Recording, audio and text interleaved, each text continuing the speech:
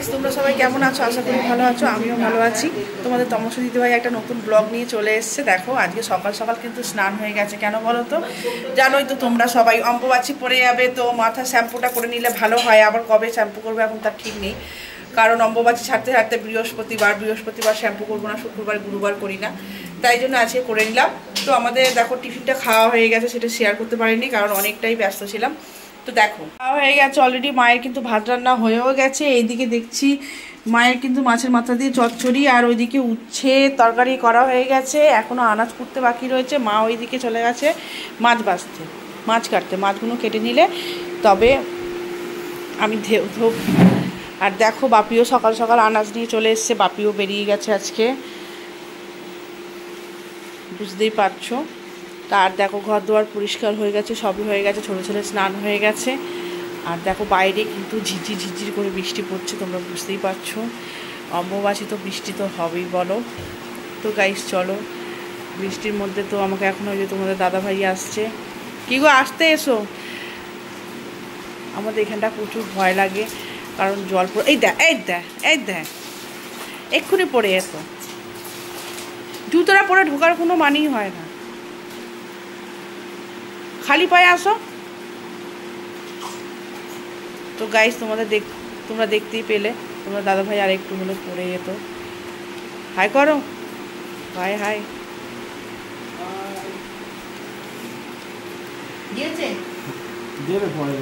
আর দেখো অনেকটাই মাছ কিনে নিয়ে এসছে আজকে। মাছ তোমাদের দাদাভাই নিয়ে এসে পোয়া ভোলা। এটা কী দিয়ে তৈরি হবে বলো তো? এটা ভাপা হবে। চিকেন নিয়ে এসছে। এইদিকে দেখো এই একরকম মাছ নিয়ে এসছে, মাছের মাথা নিয়ে এসে মুড়ি ঘন্ট হবে। আর লইটা মাছ নিয়ে এসছে। তো মা অলরেডি মাছ ভাজতে বসে গেছে।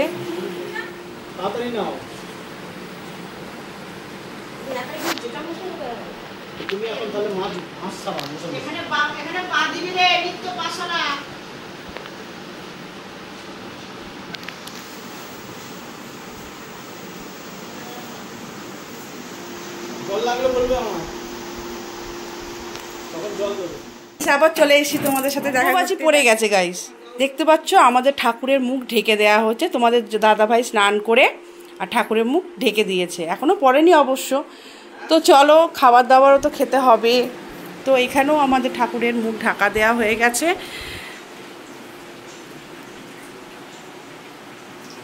এবার চলো আমি খাবার দাবার বাড়বো। এই যে মা বসে আছে, মায়ের খিদে পেয়েছে খুব, তাই তো? খিদে পেয়েছে, 2টো বাজে, আর আমার ছোটো ছেলেরও প্রচণ্ড পরিমাণে খিদে পেয়েছে।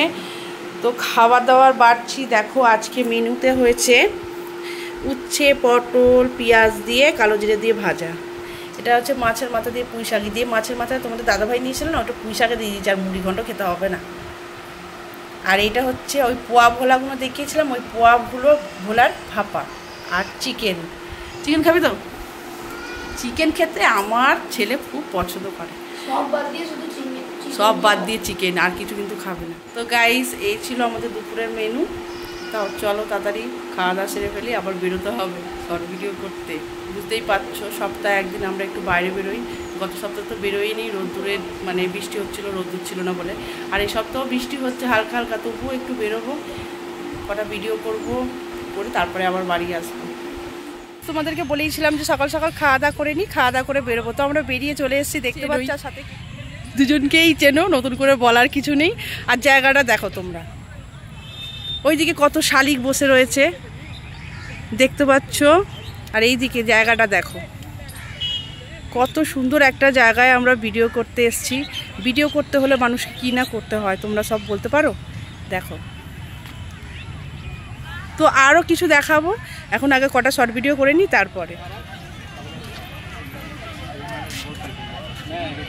मैंने ऐसे बोला, मैंने कुछ नहीं देखा, मैं तुम लोगों को देखा नहीं, मैं ये भी नहीं मानूंगा ये मेरा पत्नी है, ठीक है भाई? तुम लोग घर में मत बंद करना, नहीं पारो तो फिर नाम को डिवोर्स देने के लिए रेडी है, बस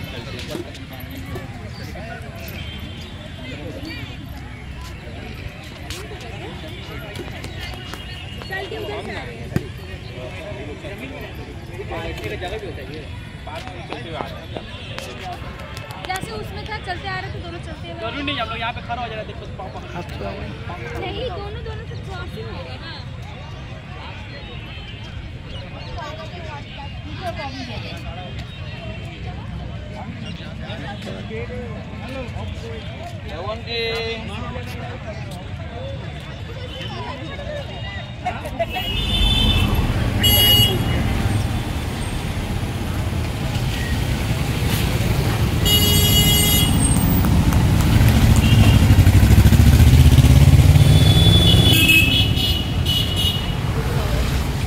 অবশেষে টোটো পেলাম।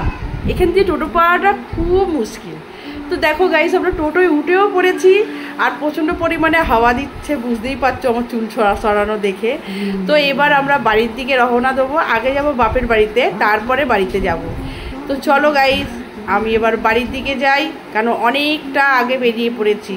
আর সাথে তোমাদের দাদাভাই আছে, তোমাদের দাদাভাই না থাকলে তো কোনো কিছু হবেই না, তোমরা ভালো করে জানো। তো গাইস, ভিডিওটা আজকের মতন এইটুকুই। আবার কালকে তোমাদের সঙ্গে দেখা হবে। টাটা।